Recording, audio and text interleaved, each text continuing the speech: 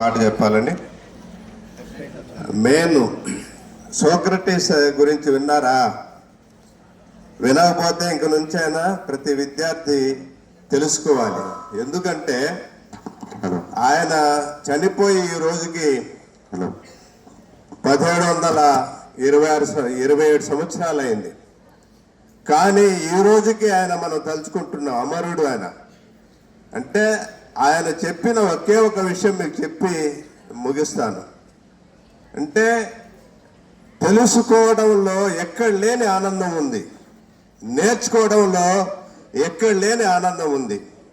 చనిపోయే ముందర కూడా ఆయన చచ్చిపోతాడని తెలిసి కూడా చనిపోయే ముందర కూడా విషం తీసుకునే ముందర కూడా కొత్త విషయాలు నేర్చుకోవడం అనే ఆ ఆనందం తన్మయత్వం పొందాడు.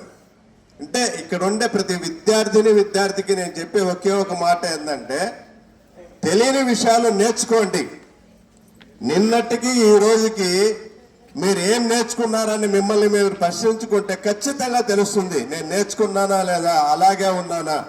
నేర్చుకున్నారనేది కన్ఫర్మేషన్ మీ మనసుకు వచ్చిందంటే మీలో ఎక్కడ లేని ఆనందం వస్తుంది.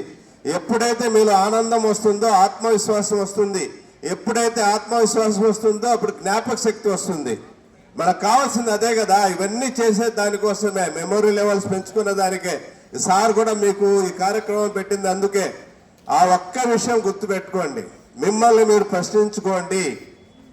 కొత్త విషయం నేర్చుకుంటానే మీకు ఎక్కడ లేని ఆనందం కలుగుతుంది.